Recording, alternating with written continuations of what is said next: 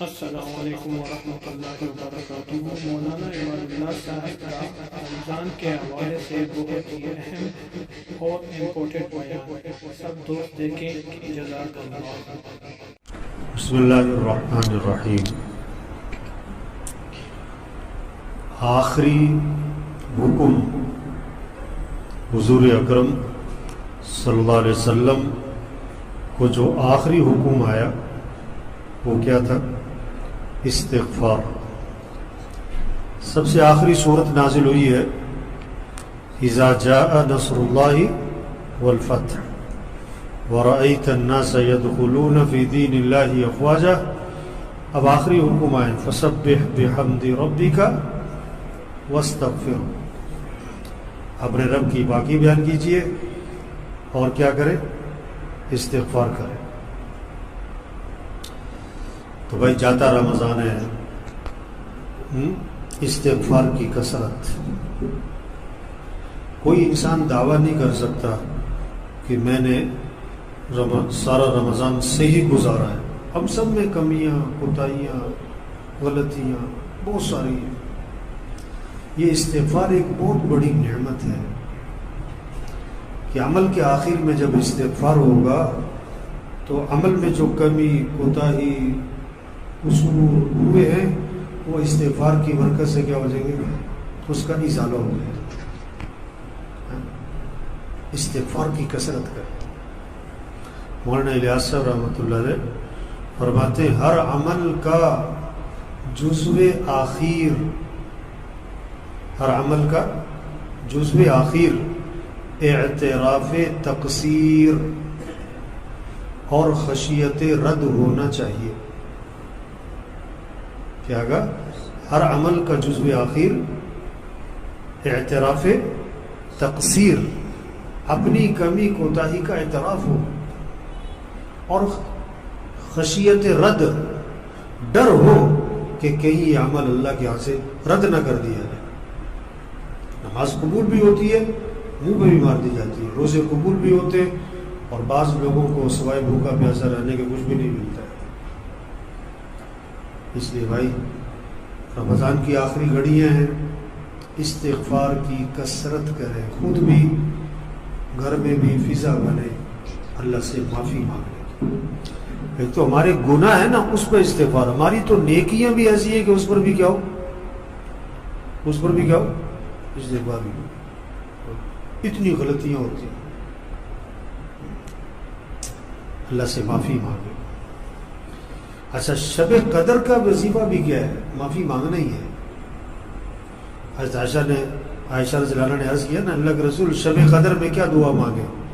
تو آپ نے کوئی لمبا چوڑا وظیفہ نہیں بتایا، فرمایا یوں کہو اللہم انک عفو تحب العفو فاعف عنی۔ اللہ تو معاف کرنے والا ہے، معافی کو پسند فرماتا ہے، کیا کر دے؟ معاف کر دے۔ یہ نہیں کہ اپنے بڑے روزے رکھے قبول فرما، بڑی تراویحیں پڑھی ہیں قبول فرما، بڑے صدقے کیے ہیں، اور بڑے ہم نے نفلیں پڑھی ہیں، اور بڑے ہم نے قرآن ختم کیے، اور بڑے ہم نے نہیں اللہ بس ہم قصوروار ہیں، تو وہ ہے معاف کرنے والا اور معافی کو پسند فرماتا ہے، ہمیں معاف کر دے۔ آج تک ماں باپ کی نافرمانی کرتے رہے، چلو اس سے معافی مانگو، آئندہ ماں باپ کا فرما بردار بنوں گا، یہ عزم کرو۔ آج تک نماز میں غفلت رہی، استغفار، معافی مانگو، آئندہ 5 نمازیں پڑھوں گا۔ بہت سے لوگ رمضان کے بعد نظر ہی نہیں آتے۔ یہ بہت ساری جو رونق ہے مسجد میں، یہ کیا ہے؟ رمضان کی برکت ہے۔ رمضان جاتا ہے تو یہ رونق بھی ہے۔ بہت سارے نا رمضانی نمازی، کون سے نمازی؟ جیسے رمضانی حافظ ہوتے ہیں۔ نہیں، استغفار بھی کریں اور کیا کریں بھائی؟ توبہ، آئندہ گناہوں سے بچنا ہے۔ جو زندگی میں غلط چیزیں اس کو ختم کرو۔ اور تیسری چیز پتہ توبہ کیا ہے؟ اگر آپ کے ذمہ فرائض ہیں ان کی قضا کرنی ہے، نماز ہے، روزہ ہے، زکوٰۃ نہیں دیتے رہے آج تک، معافی مانگو، آئندہ زکوٰۃ دینے کا عزم کرو، اور جو اتنے سال زکوٰۃ نہیں دی اس کی زکوٰۃ دو۔ اتنی نمازیں نہیں پڑھی، وہ نمازیں قضا کرو۔ کسی کا آپ نے حق دبایا ہوا تھا، معافی مانگو، اور آئندہ عزم کرو کہ آئندہ دوں گا، اور آج تک جو نہیں دیا اس کو واپس کرو۔ یہ بہت سے لوگ سمجھتے ہیں معافی مانگنے کا مطلب کہ جو لوگوں کے پیسے دینے تھے وہ بھی ختم۔ نہیں نہیں نہیں نہیں نہیں، جو پیسے دینے وہ تو دینے، ہاں پیسے دینے لوگوں کے، وہ معافی مانگنے سے صرف وہ جو گناہ ہوا وہ ختم ہوگا، وہ حق نہیں معاف ہوگا، پیسے تو دینے پڑیں گے۔ اس لیے میرے بھائیوں، پتہ نہیں اگلا رمضان ملنا ہے کہ نہیں ملنا ہے، رمضان اگلے سال بھی آنا ہے، ہم ہوں گے کہ نہیں یہ کوئی پتہ نہیں ہے۔ ہم کیا کریں؟ توبہ کریں، اپنی زندگی بدلیں، اپنی غلطیاں پکڑیں، دوسروں کی نہیں پکڑو، اپنی اپنی پکڑو۔ معاشرت کی لائن میں کہاں گڑبڑ کر رہے ہو، معاملات کی لائن میں کہاں گڑبڑ کر رہے ہو، عبادات کی لائن میں کہاں گڑبڑ کر رہے ہو، اخلاق کی لائن میں کہاں گڑبڑ کر رہے ہو، عقائد کی لائن میں کہاں اپنی غلطیاں پکڑو بھائی۔ سب سے آسان کام ہے دوسرے کی غلطی پکڑنا، سب سے مشکل کام ہے اپنی غلطی پکڑنا۔ بعض لوگ عبادات پہ بہت زور دے رہے ہیں، معاملات صحیح نہیں ہے، بعض لوگ معاملات پہ بہت زور دے رہے ہیں، اخلاق ٹھیک نہیں ہے، بعض لوگ اخلاق پہ بہت زور دے رہے ہیں، عبادات ٹھیک نہیں ہے۔ یہ ساری چیزیں لو بھائی، ایمانیات بھی ہوں، عبادات بھی ہوں، اخلاق بھی صحیح ہوں، معاملات بھی صحیح ہوں، معاشرت بھی صحیح ہو۔ اچھا عجیب بات ہے، قرآن میں جو سب سے لمبی آیت ہے مقدار کے اعتبار سے، وہ عبادات سے متعلق نہیں ہے، ہاں، اور توحید سے متعلق بھی نہیں ہے۔ سب سے لمبی آیت قرآن کی جو ہے وہ کس سے متعلق ہے؟ معاملات، معاملات، لین دین صاف ستھرا رکھو، کہ جب کسی سے معاملہ کرو تو اس کو کیا کرو؟ لکھو۔ لکھنا نہیں آتا تو کسی سے لکھو، جس کو لکھنا آتا ہے وہ صحیح سے لکھے، دو گواہ بیچ میں ڈالو، دو مرد نہیں ہے تو ایک مرد اور دو عورتیں، یعنی معاملات سے متعلق جو آیت ہے یہ سب سے لمبی آیت ہے۔ بہت ساروں کے معاملات میں بہت گڑبڑ ہے۔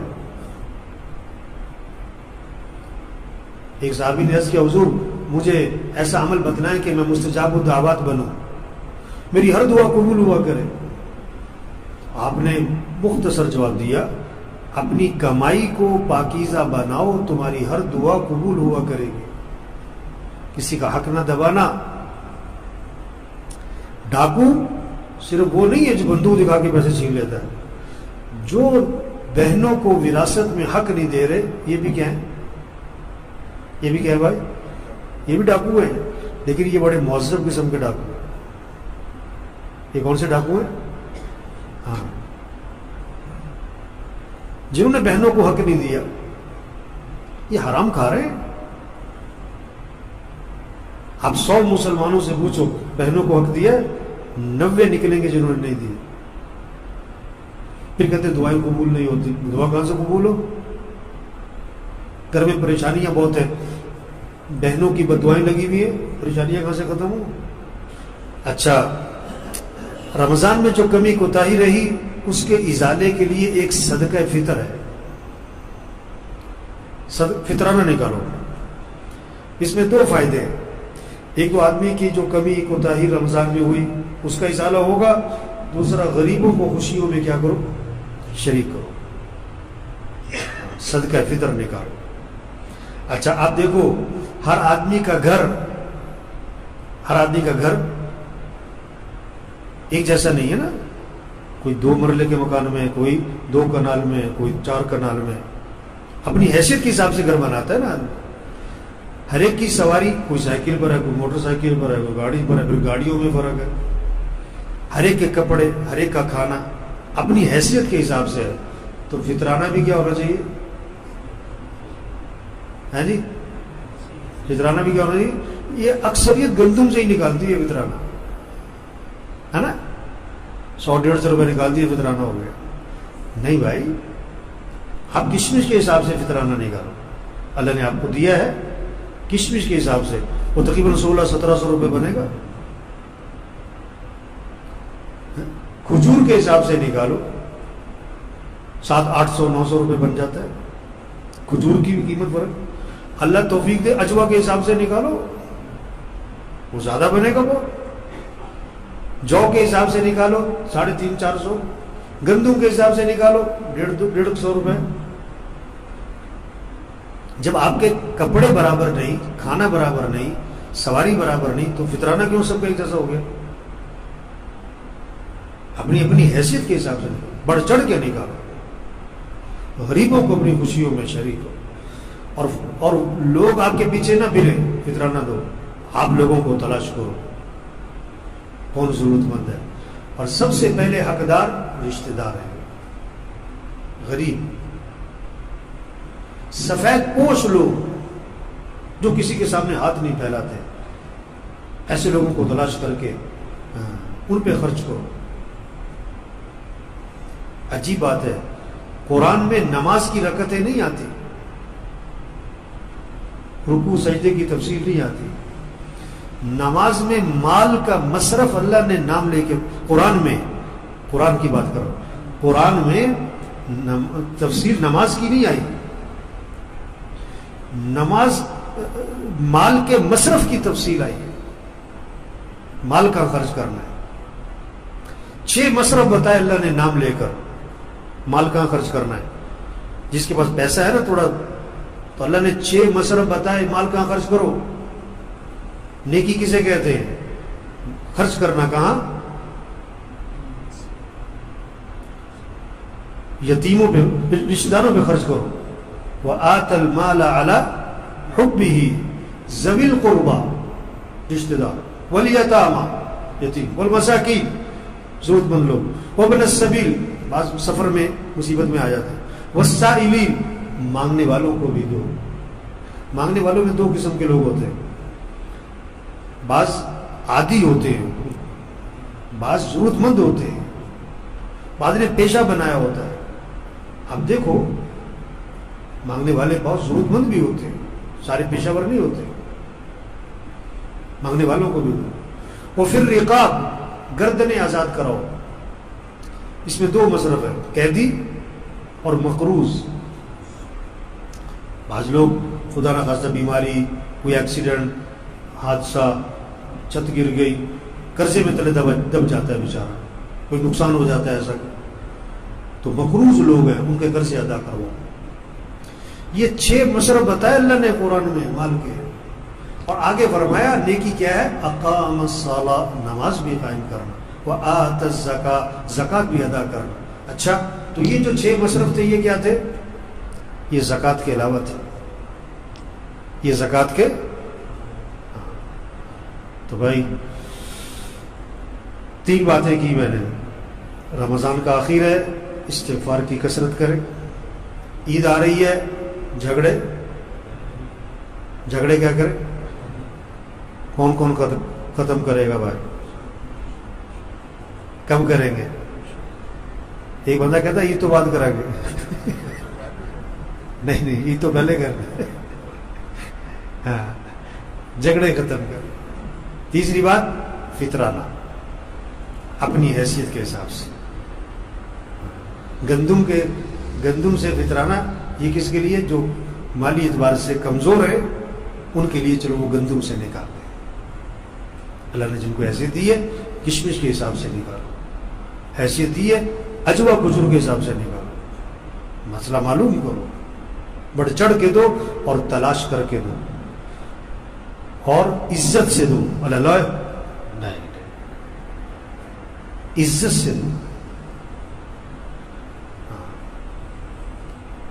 اس کا احسان سمجھو. آپ کا احسان نہیں کہ آپ دے رہے ہو، اس کا احسان ہے کہ آپ سے لے رہے ہیں. ہر چیز کے آداب ہوتے ہیں.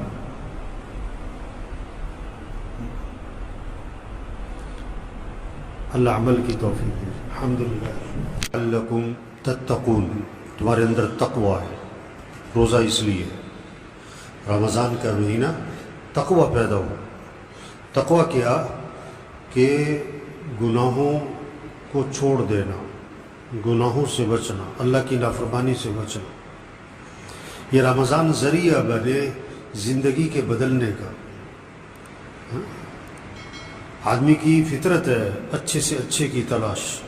یہ نہیں کہ کھانا ہو، کہتا ہے کھانا اچھا ہو، کہ فلاں جگہ جاؤ یار فلاں کا کھانا بہت اچھا ہے، یار فلاں جگہ سے کپڑے سلوانے وہ بڑا اچھا سیتا ہے.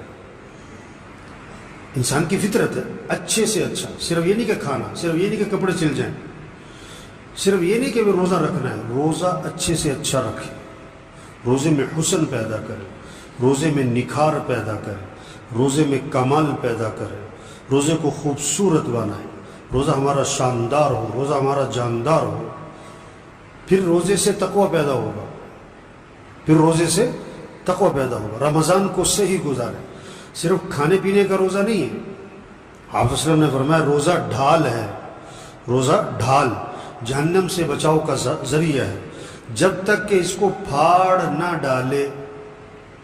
صحابہ نے عرض کیا حضور روزہ کس چیز سے پھٹ جاتا ہے؟ اور جھوٹ بولنے سے پھٹ جاتا ہے، غیبت کرنے سے روزہ پھٹ جاتا ہے۔ اب کوئی روزہ رکھ کر پانی پی رہا ہو نا، سب کو کہ ارے تمہارا روزہ کیا کر رہے بھائی؟ کوئی روزہ رکھ کر بسکٹ کھا رہا ہو، وہ روزہ بھائی۔ ایک آدمی روزہ رکھ کر جھوٹ بول رہا ہے، روزہ رکھ کر گالی دے رہا ہے، روزہ رکھ کر میوزک سن رہا ہے، روزہ رکھ کر غیبت کر رہا ہے۔ کھانا پینا تو حلال ہے، کھانا پینا تو یہ تو وقتی طور پر منع کیا ہے کہ روزہ نہیں کھانا۔ جھوٹ تو ہے ہی حرام، غیبت تو ہے ہی حرام، گالی دینا تو ہے ہی حرام، اور بہت سے کام حرام کے ہیں جو میں یہاں کہہ نہیں سکتا، استعداد نہیں ہے سننے کی، برداشت نہیں ہے کہ یہ کیسے جی۔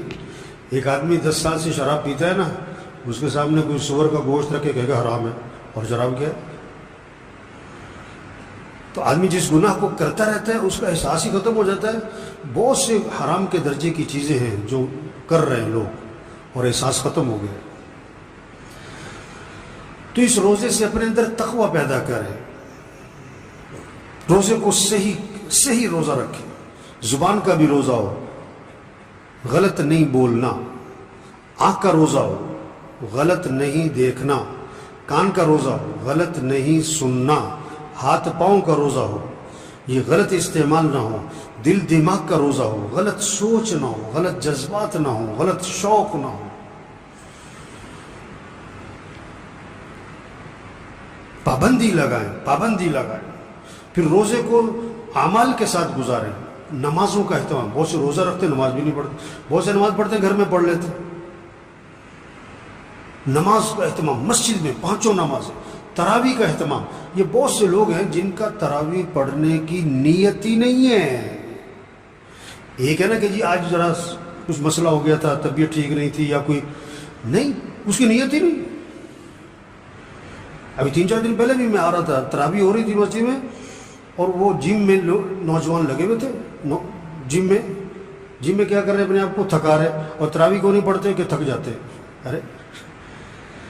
ارے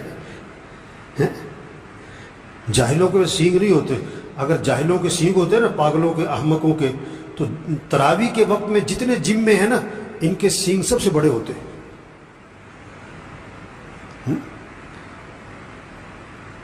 تراویح پڑھیں۔ حدیث میں 2 چیزیں آتی ہیں، جو رمضان میں روزہ رکھیں اور رات کو قیام کریں، 2 چیزیں ہیں۔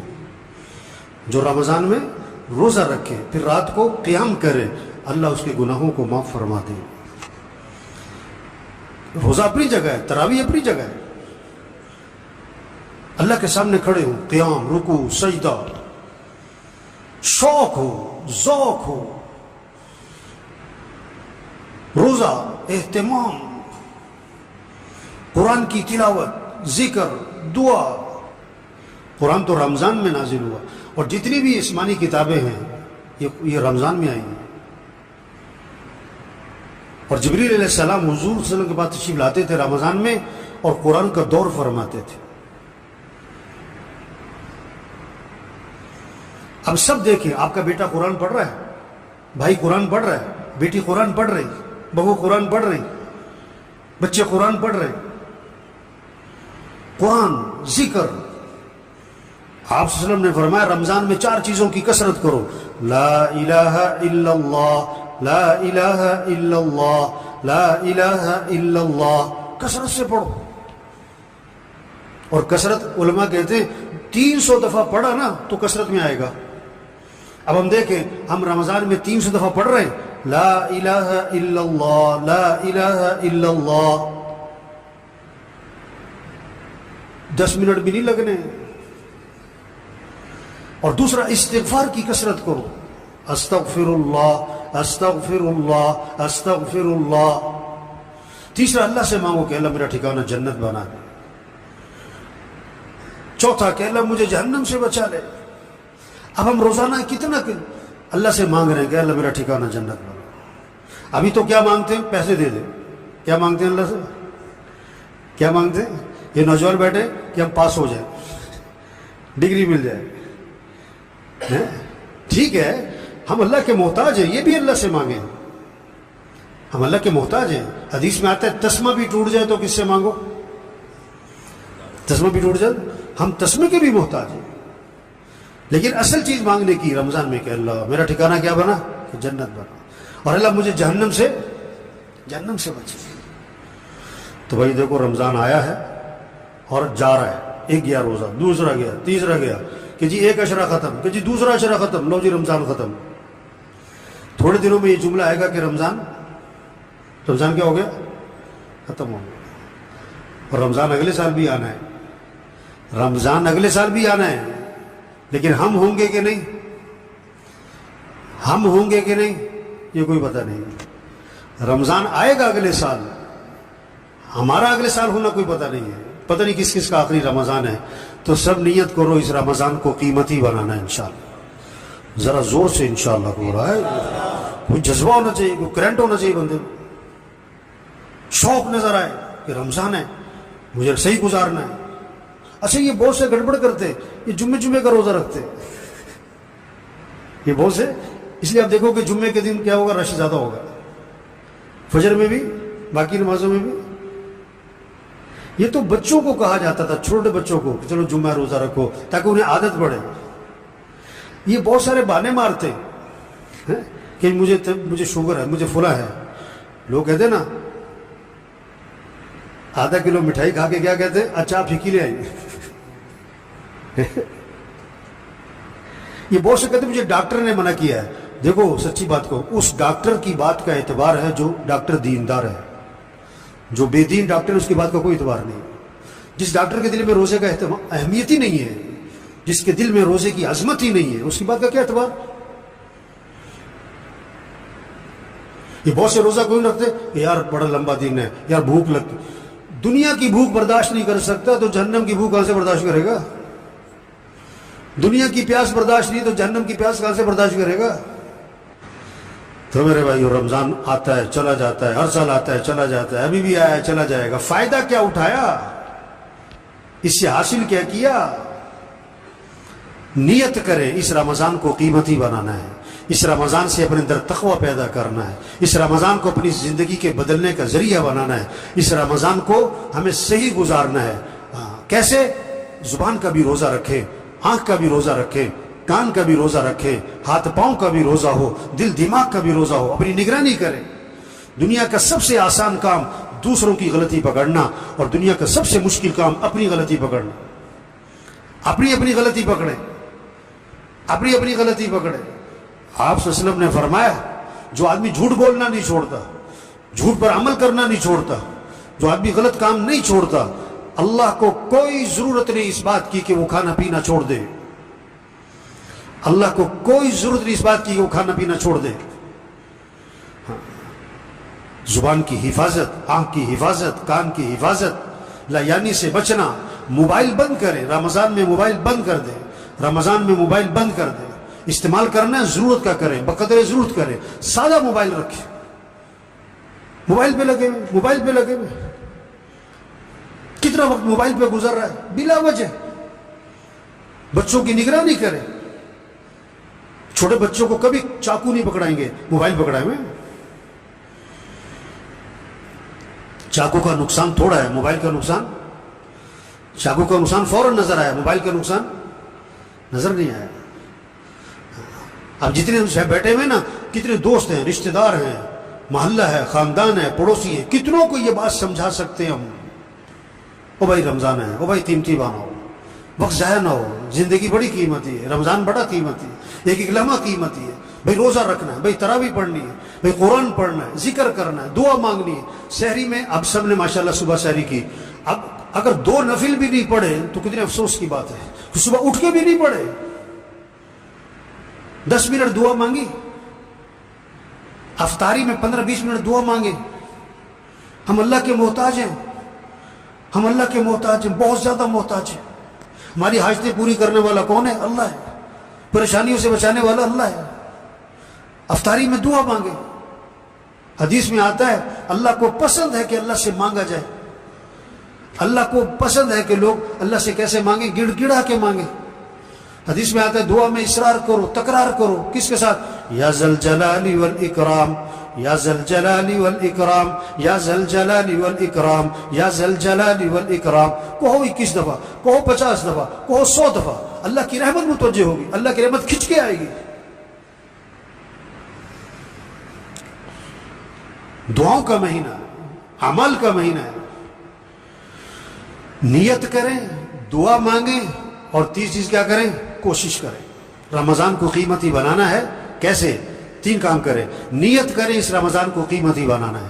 نیت کریں اس رمضان کو صحیح گزارنا ہے. نیت کریں اس رمضان روزے میں نکھار پیدا کرنا ہے، کمال پیدا کرنا ہے، حسن پیدا کرنا ہے، خوبصورتی پیدا کرنی ہے، روزے کو شاندار بنانا ہے، روزے کو جاندار بنانا ہے. دوسرا، دعا مانگیں. دعا، اللہ مجھے توفیق دے میں اس رمضان کو قیمتی بناؤں. اللہ مجھے توفیق دے اس رمضان میں اپنے عمل پورے کروں. اللہ مجھے توفیق دے میں اس رمضان کو صحیح گزار لوں. دعا مانگیں. تیسرا، ترتیب بنائیں، ترتیب بنائیں، ترتیب بنائیں. کیا ترتیب بنائیں؟ نظام الاوقات بنائیں. یہ میرا گھر کا وقت، یہ مسجد کا وقت، یہ قرآن کا وقت، یہ ذکر کا وقت، یہ دعا کا وقت. دکان، دفتر، کاروبار ضرورت کے لیے، بقدر ضرورت، بقدر، بلا وجہ نہیں، بقدر ضرورت. مصروف کریں اپنے آپ کو. ٹھیک ہے نا جی، کوشش کریں.